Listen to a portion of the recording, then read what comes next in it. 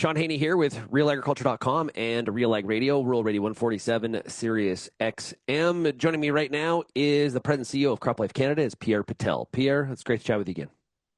Nice to hear from you, Sean. Yeah, okay, so I want to start first on what exactly is the process that PMRA is undergoing. It's the PMRA is currently going through, and it's been going on for a while, a transformation process. What exactly is this?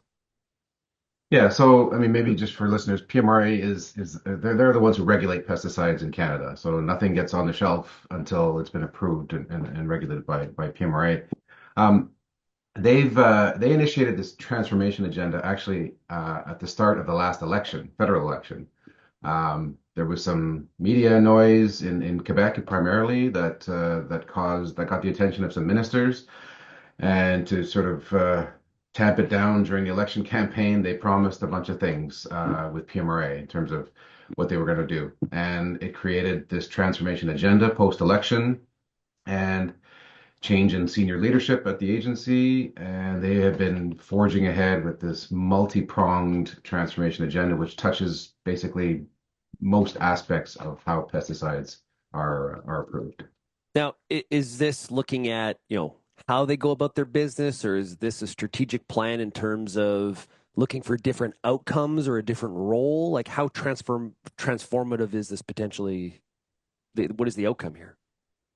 Okay, I don't want to be too flippant, Sean, but Okay. it's really trying to respond to the anti-pesticide NGO agenda by exploring all different criticisms that they've made of how pesticides are regulated and trying to appease that push. Okay. That's my honest assessment of what's happening. I'm going to get to your concern here and some of the communication that CropLife Canada put out this week. But before I do that, is CropLife supportive of this process in general?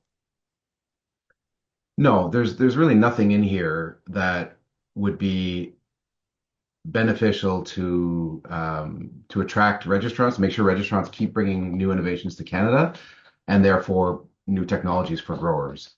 There was a couple of things in there in terms of that might have been an efficiency gain if it had been implemented properly, but it's those aren't even those few policy ideas are not going in the direction that we would have supported. Okay.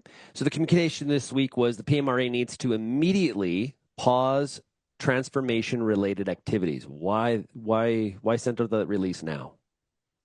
Well, they've been toiling with all of these different ideas and policies for, over 3 years now, and we've been involved on every working group, every consultation. We've provided very detailed submissions when asked. Um, but what we're seeing is that we're just not making progress, and it seems like they're forging ahead with their almost initial ideas unchanged. And now what we're seeing is a bit of a rush to get things across the finish line before an election or change in government or whatever arbitrary deadline. But there seems to be this rush to get things across the finish line. And frankly, some of these things are still not fully baked. They haven't addressed many of our concerns, and in fact, we've participated on a few information sessions for all stakeholders, and they're not able to answer basic implementation questions. What will it mean for this? What will it mean for that? From small companies, large companies, our association, and those basic questions aren't being able to be answered, and so it kind of cements this notion that it's not ready. These things are not well thought out, and they're potentially very damaging to the attractiveness of Canada for our members, and that's what concerns me the most. How does the pause of the transformation agenda at PMRA, how does that ask tie into some of the struggles or challenges Canada has right now with the current US administration? Yeah, so even before all of the attention was focused to the south of us, we were saying these policies could impact innovation, investment in Canada in the plant science space, which will impact Canadian agriculture. So we were saying this is already damaging, potentially damaging to business. And now you fast forward where everyone is seized with how do we deal with these potential tariffs? How do we look inward? We're even talking about interprovincial trade barriers and maybe coming down. I mean, I've heard that my whole career, but now everyone, senior officials in government, are all focused on how do we make Canada more competitive within our own borders, within things that are in our control.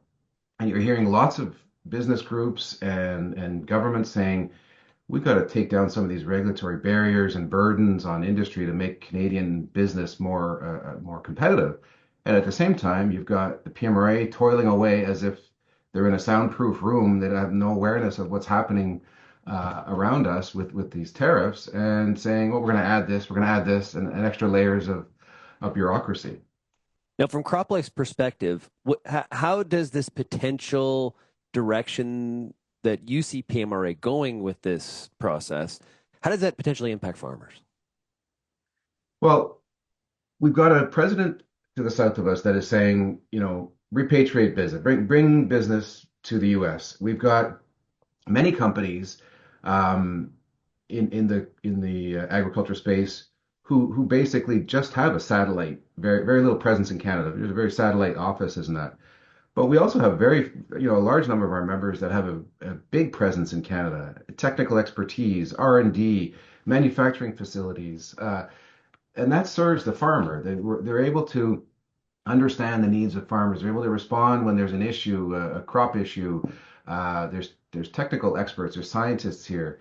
That helps everybody in agriculture, especially the farmer. And what I want to make sure doesn't happen is that we hollow out that presence we have here and enjoy and benefit from, because you pile on all these regulatory burdens, and I didn't even mention the cost. They're proposing a major cost increase for members, where it would be more expensive to keep a product registered in Canada than it would in the US, which is a market at least 10 times bigger.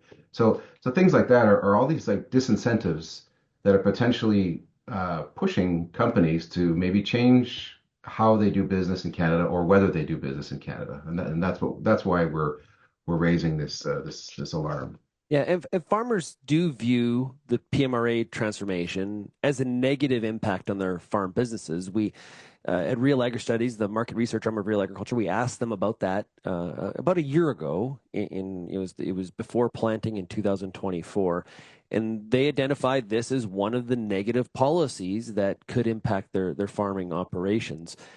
What about the confirmation this week of RFK Jr. and Make America Healthy Again? How does that potentially impact? There's an example where policies potentially driven outside of the country could actually impact Canada. Do you see it that way?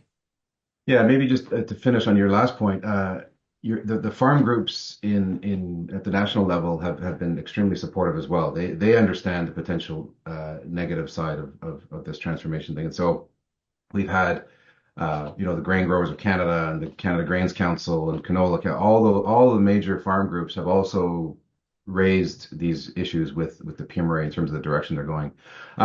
Yeah, I mean the RFK issue and some of the things he said about whether it's oil seeds or crop protection products, GMOs, um, is pretty troubling. I mean, I've talked to my counterpart at CropLife America, and that's really where their focus is going to be, trying to make sure that the agriculture industry down there is a counterpoint to maybe some of the ideas he might have down there, and so we'll support them however we can. But I think even in Canada, on the international stage, um, PMRA, Health Canada, the government of Canada, I think we'll have an even more prominent role to play if the U.S. is retracting from a lot of these international tables.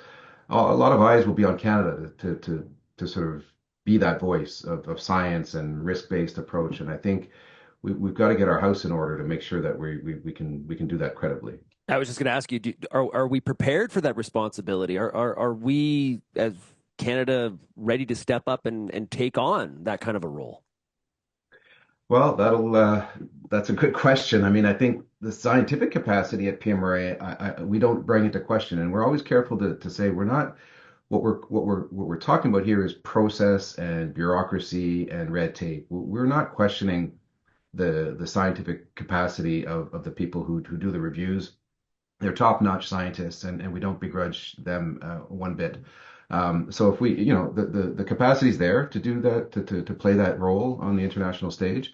The question is just whether there'll be the political will and whether Canada, the Canadian government, will see itself as having to play that role. Yeah, great stuff. Pierre, thanks a lot for joining us here today. Really appreciate it. And we'll follow up with you and talk to you again soon. Great. Thanks for the opportunity, Sean.